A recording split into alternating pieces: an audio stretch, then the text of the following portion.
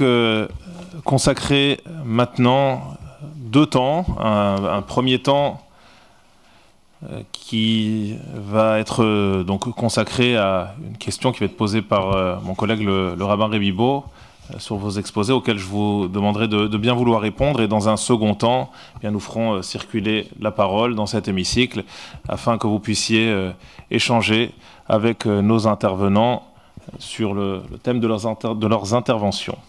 Monsieur le rabbin Rebibo. J'en profite simplement, je voulais le faire depuis tout à l'heure pour saluer l'arrivée, la présence de celui qui est à l'origine de ce colloque, le président du consistoire israélite du Bas-Rhin, monsieur Maurice Dahan, le docteur Maurice Dahan. Et j'aimerais aussi remercier et saluer l'arrivée de monsieur Richard Rodier, à qui je donnerai la parole juste après, et aussi au grand honneur qui nous est fait par monsieur le ministre Vincent Payon, qui interviendra dans quelques instants à ce micro. Soyez les bienvenus et merci beaucoup pour votre présence. C'est avec beaucoup d'émotion d'abord que je prends la parole, surtout après vos 2 interventions qui, de manière magistrale, ont ouvert ce colloque. C'est mon sentiment personnel, je suis sûr qu'il est partagé. On aurait aimé vous écouter l'une et l'autre beaucoup plus longuement, tellement vous avez su donner vie à la personne d'André Neher, à son histoire, à ses tourments, à son intériorité, et je crois que c'est la force de vos propos, justement de ne pas s'arrêter au texte et au dit, mais de faire entendre l'être, la personne qui est derrière, et ce qu'il a pu exprimer à travers, d'une part, ses paroles, mais pas simplement ses paroles, sa vie entière. Alors, ma question est la suivante. J'aurais voulu qu'ensemble, vous essayiez de dialoguer peut-être justement sur l'idée suivante. Quand on vous a écouté Freddy Raphaël, vous l'avez très bien connu, hein, vous avez présenté l'itinéraire d'André Neher, comme lui-même d'ailleurs aimait souvent le présenter, c'est-à-dire comme plusieurs naissances. Donc on trouve le terme naissance, nouvelle naissance, on trouve le terme de mutation également. Sophie Norman parle d'altération au sens alter, de devenir quelqu'un d'autre, vraiment. Que chaque moment de sa vie est une remise en question du moment précédent. Avec des moments que vous avez su apprécier, admirer, et puis d'autres peut-être sur lesquels vous avez exprimé une certaine critique, en tout cas un véritable questionnement. Madame El-Koubi, je vais dire presque à l'inverse, évidemment ce n'est pas le cas, et ça va être l'objet de ma question justement. Vous avez montré comment toute la vie d'André Neher était un dialogue. Et plutôt que de voir une succession d'épisodes qui renverseraient l'épisode précédent avec une sorte de coupure, bien au contraire, il y a toujours eu dialogue. Alors j'aurais justement voulu qu'on travaille un petit peu sur cette question-là, puisque le thème de ce colloque a été extrêmement bien choisi. C'est le dernier livre d'André Neher, qu'il a écrit en hébreu d'ailleurs, Ufrolzot, et pourtant. Ma question est la suivante, Freddy Raphaël, Janine El-Koubi. Lorsque André Neher d'après-guerre décide d'abandonner le germanisme, d'abandonner ce judaïsme qui a précédé, de devenir un autre homme, et pourtant il n'est pas resté celui qu'il était avant. Et lorsqu'il arrive à Jérusalem et qu'effectivement il va prendre des positions qui sont assez fortes, assez radicales, et pourtant est-ce qu'il ne reste pas l'homme de dialogue qu'il était aussi avant? J'en ai pour preuve des textes très forts où à Jérusalem il va dire par exemple que c'est le seul endroit où le clocher, ou le minaret, ou la synagogue ont une liberté totale de culte, et ça n'est pas un hasard, dit-il. Il voit ça comme une nécessité métaphysique. Il parle d'une légitimité qu'ont les autres religions à voir dans Jérusalem la ville sainte. Et il est à Jérusalem quand il parle comme cela.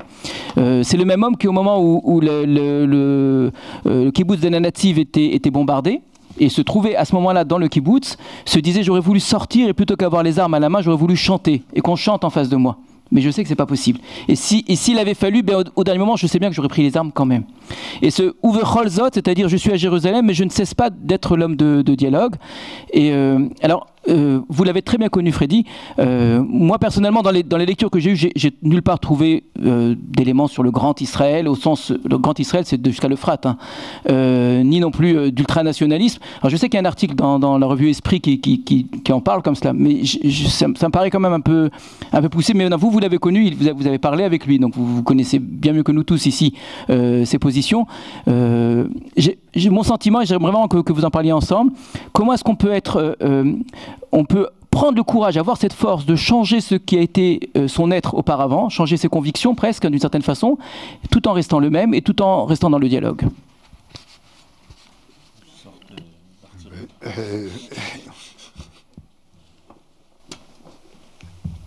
Je ne peux vous répondre qu'en reprenant mon questionnement. J'ai aussi avec moi, je ne les ai pas cités, nombre de textes d'Hénéer lors de l'évolution de leur alia, qui sont des textes au-delà de la vision d'une Jérusalem unissant toutes les confessions et les communautés, sont d'une radicalité et absolue, je dis bien absolue, et quelque part, je n'arrive pas à résoudre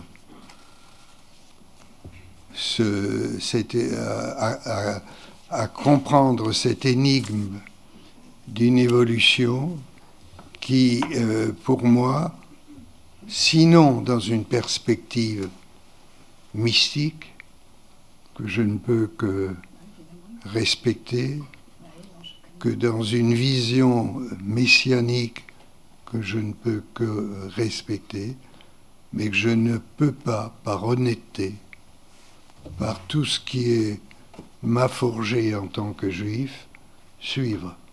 C'est-à-dire que pour moi, c'est le reniement total, je dis bien total, de l'enseignement de Hirsch, de l'enseignement qu'il a eu, qu'André Neher a eu de ses parents, et que quelque part, il y a là une rupture qui me fait mal, mais qui, en quelque sorte, restera pour moi toujours une énigme. Je précise quand même, ce n'est pas seulement mon attitude, c'est celle, par exemple, d'un des trois mousquetaires élèves de prédilection d'André Neher, qui est Lucien Lazare, qui a cessé tout lien, tout contact en Israël avec André Neher à la suite de ses prises de position. Et quelque part, je veux aussi dire que je n'ai jamais cessé d'avoir des liens avec André et Rina Neher, que nous avions décidé d'un commun accord de ne plus parler de problèmes éthiques et relatifs à l'État d'Israël, et que je me suis enquis des nouvelles de sa santé, de son évolution, jusqu'à la fin. Donc, pour moi, la dimension humaine et la dette énorme que je lui dois, et ça pas, d'où mon exposé peut paraître présomptueux, il ne l'est pas, il est lourd pour moi, mais j'ai sauvé quelque chose d'essentiel dans ma relation avec André Neher et Rina. Je vous rappelle là aussi, dans le dur bonheur d'être juif, dans ses entretiens avec Malka, il dit la chose suivante. Malka, vous évoquez votre action passée à Strasbourg. L'appel est-il resté le même en Israël depuis votre alia? On est en 78. Êtes-vous à Jérusalem également engagé dans ce rythme harassant difficile? Réponse d'André. Je voudrais préciser d'abord que ce rythme se poursuit à Strasbourg par personne interposée, si j'ose dire. Freddy Raphaël, auquel je suis lié par une grande affection, est depuis quelques années directeur de l'Institut de sociologie de l'université.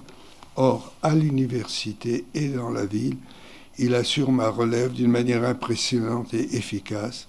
C'est pour moi une grande satisfaction d'avoir trouvé en lui un disciple, non seulement au niveau de la pensée, mais aussi au niveau de l'action. Et lui aussi sillonne les routes de la France entière, etc. Donc vous voyez la proximité, vous voyez la difficulté inextricable dans laquelle je me trouve, je l'assume. Et je voudrais que vous compreniez qu'il ne s'agit d'aucune gava de ma part, d'aucun orgueil, mais d'une certaine souffrance. Merci. Janine ? Oui. Oui, alors moi je réagis tout à fait différemment.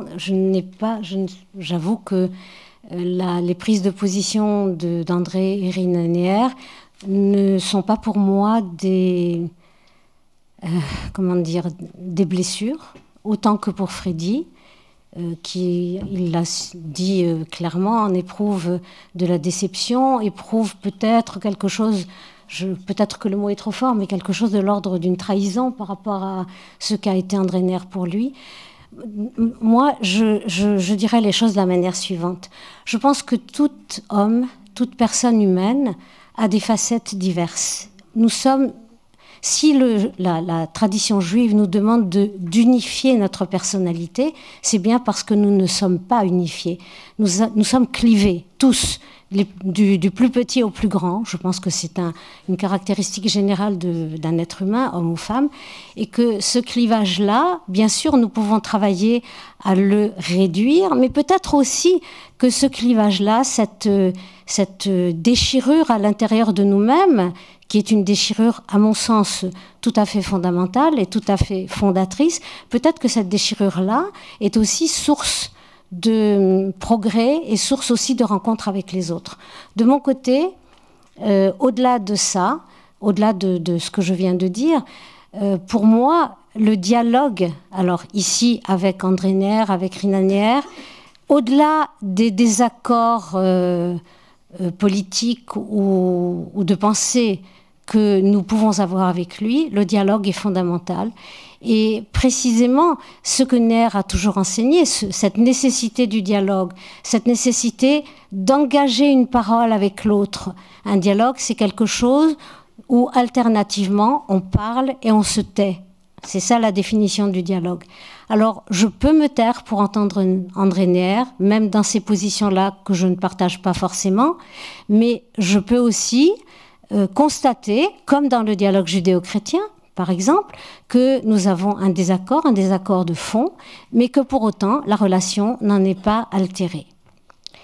Voilà, je revendique également, par rapport à André Neher comme à l'égard de tout autre maître, le droit de choisir de suivre telle chose et pas telle chose. C'est ma liberté d'élève, de disciple, et là encore, je reprendrai la formule de Freddy Raphaël, n'y voyez aucun orgueil, chas v'shalom de ma part, mais je revendique le droit de faire des choix et de me dire, ça me convient, et ça, je ne l'entends pas, je ne peux pas le partager.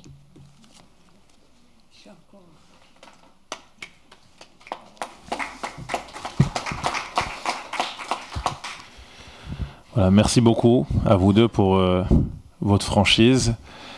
Et nous allons donc maintenant consacrer un temps, nous avons 15 minutes, on est vraiment parfaitement dans les clous. Donc voilà, ceux qui souhaitent poser l'une ou l'autre question à l'un de nos deux intervenants, c'est le moment de vous manifester. Oui, j'ai deux petites remarques à faire. Richard Aboif. Oui, merci. D'abord, merci pour vos interventions qui sont d'une intensité et d'une densité extraordinaire que j'ai vraiment apprécié. Je veux simplement dire et souligner le fait que dès le début de l'organisation du colloque, nous avions précisé avec Freddy Raphaël qu'il ne s'agissait pas de mettre l'accent sur le parcours de la vie d'un saint, ce n'était pas une hagiographie qu'on allait déployer et développer à ce colloque, mais mettre l'accent effectivement sur le cheminement, sur le parcours extraordinaire d'un homme qui avait été exemplaire au niveau de la pensée, de la philosophie, de son engagement dans la reconstruction de la communauté juive de Strasbourg et de France aussi, et qu'il fallait effectivement nuancer les propos par rapport à cette réflexion. Et bon, effectivement, la remarque que le professeur Freddy Raphaël a fait En fait, donc c'est tout à fait légitime, surtout quand on connaît le parcours de Freddy et puis les relations qu'il a eues avec le professeur André Neher. Le deuxième point que je voulais souligner, c'est que c'est l'engagement effectivement du professeur André Neher dans la relation avec le monde séfarade. On a parlé de l'accueil de ces réfugiés d'Afrique du Nord, d'Algérie d'abord, ensuite de manière élargie du Machrek, un peu quelques personnes également du Machrek par la suite. Je voulais dire également que c'est lui qui avait intégré le rabbin Albert Hazan au colloque des intellectuels juifs de France dès les années 60. J'ai retrouvé un cliché donc, qui est à l'exposition, où on a le rabbin Hazan, on a le professeur André Neher, Eliane Amado-Valenzi, Léon Ashkenazi, et plus tard les intellectuels qu'on connaît, Jean Kelevitch et Lévinas et d'autres. Il a insisté pour que le rabbin Albert Hazan y figure à un moment, au début des années 60, et il a soutenu également à la création d'un noyau du rite séfarade à Strasbourg, ça il faut le souligner.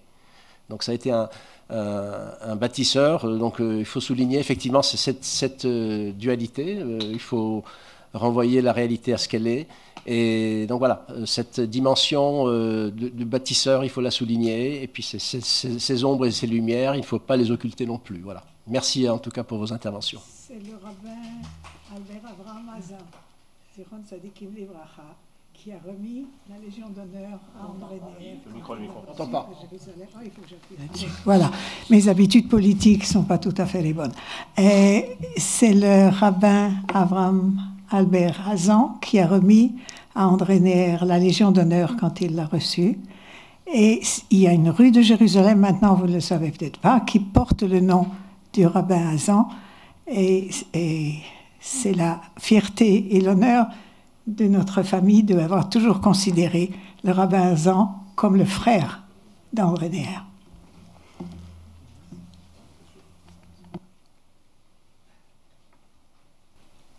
Juste une anecdote qui va dans le même sens. Après l'arrivée des premiers Sfardim en gare de Strasbourg, des enfants qu'on avait fait venir d'Algérie, qui ont été accueillis en l'espace d'une soirée dans toutes les familles strasbourgeoises, ça n'a fait aucun problème. Dès le lendemain, j'étais absent de Strasbourg et André Neher a téléphoné. J'étais chez mes beaux-parents à Luxembourg. Il m'a dit « Mais Freddy, où est-ce que vous êtes ?» J'ai dit « Moi, je suis avec mon enfant, avec mon épouse, chez mes beaux-parents à Luxembourg. » Il dit « Oui, aujourd'hui, mais demain matin, vous êtes au lycée Kléber et vous prenez la direction des cours de rattrapage pour les enfants qui n'ont pas eu une scolarité suivie en Algérie et vous vous occupez de cet enseignement. » Le lendemain, j'étais au lycée Kléber. Voilà.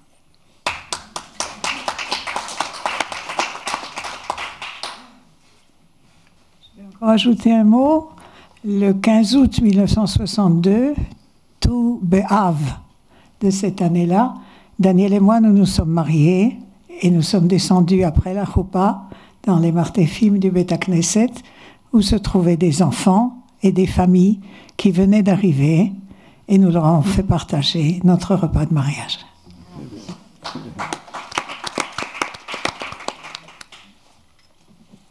Ça sera peut-être l'occasion de faire un prochain colloque sur cette thématique-là, l'accueil des réfugiés d'Algérie à Strasbourg. S'il vous plaît, je voudrais apporter quelques éclairages sur André et Rina, qui ont tout son rôle, Neher-Wernheim. Nous étions à l'époque boursiers de l'université hébraïque de Jérusalem. C'était le temps de la guerre de Kippour. On était arrivé un mois avant, on s'était un peu intégrés, nous habitions Kiryat Yovel, c'était des juifs séfarades surtout, et nous avons eu, pendant la guerre de Kippour, chaque soir, un enseignement du maître qui était essentiellement autour d'Ézéchiel, et qui nous a révélé ce que valait dire profondément Tel Aviv, par exemple, ou qui nous a parlé des ossements desséchés. Donc c'est pour nous, mon épouse Anne-Marie et moi, un apport très grand. Et André Neher était toujours un homme de dialogue. Il savait que nous étions chrétiens, mais il tenait à ce que nous y soyons.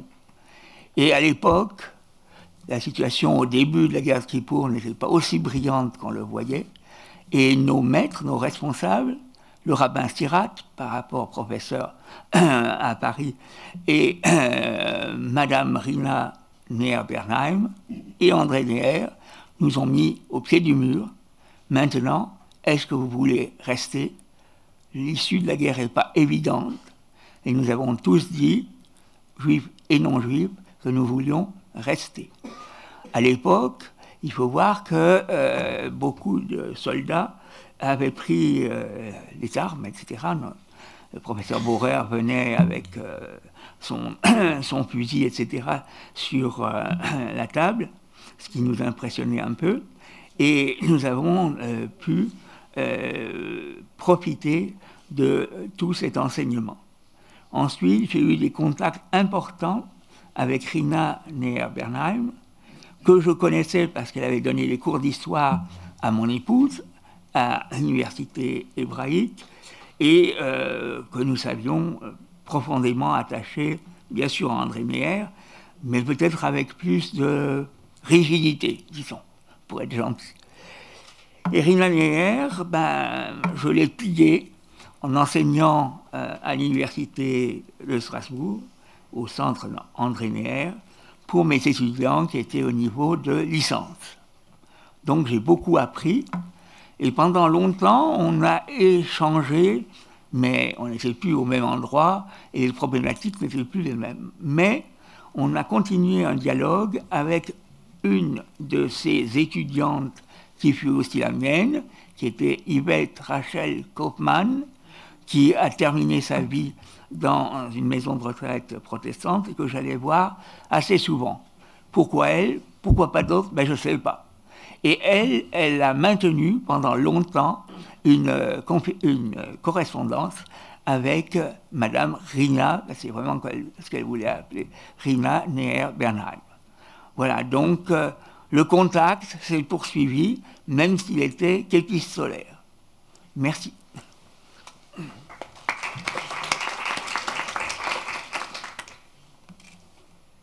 reste quelques minutes encore pour d'éventuelles questions. Ne me laissez pas dans l'exil de la parole. Bon. Pour remplir le vide, lorsque on a une lecture approfondie des textes de André Neher, on est un peu aigri, on est un peu surpris.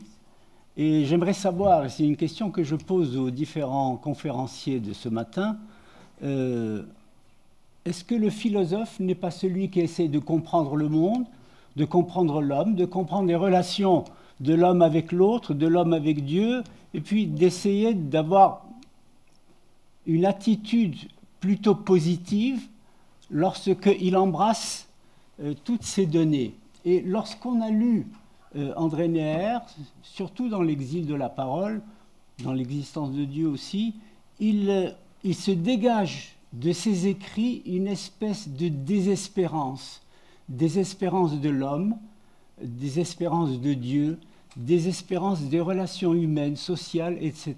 Est-ce que vous avez aussi cette lecture, ou est-ce que c'est ma lecture à moi qui est tout à fait négative ? Je vous dois cette franchise que je n'ai pas du tout cette lecture, que l'exil de la parole, au contraire, m'amène par la force, la lucidité, l'exigence du questionnement, est pour moi une source d'espérance, une façon de contribuer à reconstruire par le questionnement, par la radicalité du questionnement aussi. Donc je n'en ai pas du tout retiré, si vous voulez, cette impression qui est la vôtre. Est-ce que ce ne serait pas l'épisode de la Shoah qui pourrait expliquer cet état de fait. Mais il est bien évident qu'il le dit constamment, que la brisure de la Shoah a laissé un vide, une béance, une souffrance qui est intarissable, et que pour lui c'était une façon d'essayer d'approcher, de donner un sens à ce qui restera quand même finalement sans sens. Oui, bien sûr. Oui. Je crois que c'est justement à cet endroit-là, au point zéro du désespoir, que renaît l'espérance. C'est toute la pensée d'André Neher, c'est cette dimension de l'espérance, c'est ce cri de Job qui, au moment où il perd espoir, remonte. C'est comme le noyer qui touche le sol et qui peut que ne remonter. Et le paradoxe, c'est que ces deux dimensions sont liées l'une avec l'autre. Vous parliez tout à l'heure de la question étrange qui relie l'État d'Israël et la Shoah. Les deux flammes, c'est les deux extrêmes de l'homme qui sont réunis dans des moments qu'il appelle des moments messianiques. Et vous ne trouvez pas qu'elle est désespérante, cette phrase de dire que Dieu touche à l'absurde et promeut l'absurde avec l'histoire de Job? C'est terrible. Mais en fait, c'est là que tout s'ouvre. Parce que le peut-être, c'est peut-être rien, ou peut-être tout est possible. Et c'est là que se situe la liberté de l'homme. Et tout l'espoir du demain et de tous les possibles, en fait. Je peux juste ajouter aussi un mot.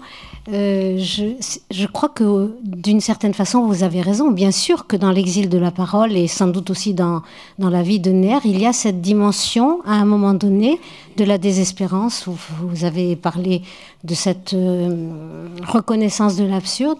Mais je pense un petit peu, comme vient de le dire Gaël, que c'est justement parce qu'on a touché le fond, et bien sûr que la Shoah, c'est l'écueil, le récif incontournable sur lequel tout peut se casser, c'est parce qu'on a touché ça que précisément il a entrepris cette démarche tout à fait inédite d'interroger le texte biblique et d'y trouver ce qu'il appelle des nœuds et des nappes de silence, d'y trouver le silence partout.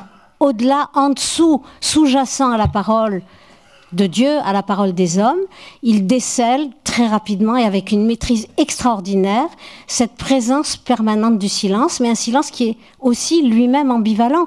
Il dit à un moment donné, dans l'exil de la parole, que l'une des fonctions du silence, c'est aussi de dénoncer le caractère artificiel, bavard de la parole.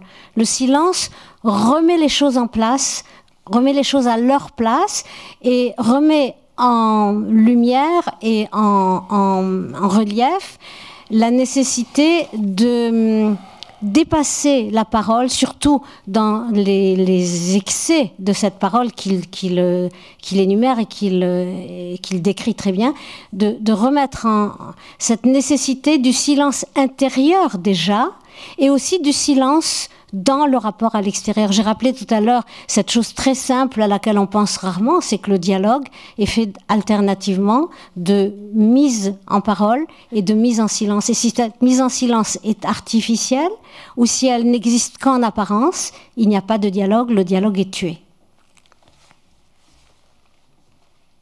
Voilà, merci beaucoup. Tu voulais intervenir, Francis, il te reste 14 secondes. Juste un petit peu pour de l'humour, en écoutant Freddy pour le Haggadio, je me rappelais que quand on était chez nous... Le Haggadio, c'est le Haggadia. Haggadia, et il y avait Paul Rose, Iran Livrara, qui était toujours invité, et qui nous m'amenait le Haggadia que André Rina Neher lui a offert, et on chantait toujours en souvenir, et j'ai ce souvenir mémorable. Et j'ai eu la chance de connaître André Rina Neher, vu que j'avais ma tante Blanche Cerf, qui était encore de famille lointaine. Et je me retrouve, et je remercie tous les intervenants, c'était fort riche, et je me rappelle énormément de souvenirs de ces êtres illustres que nous avions à Strasbourg. Voilà. 14 minutes, 14 secondes, c'est bon? Merci beaucoup. Ouais, c'était 21 secondes, mais c'est pas grave. Merci beaucoup, merci Janine Elkoubi, merci Freddy Raphaël, merci à l'ensemble des personnes qui sont intervenues, qui ont posé des questions. Je salue également, je crois que ça n'a pas été fait tout à l'heure, la présence aussi très amicale du président du FSJU, monsieur Jacques S. Et je suis très fier, là pour le coup, avec un peu de gava, de pouvoir dire que je passe le micro à mon ami Richard Audier à 11h00. Merci beaucoup.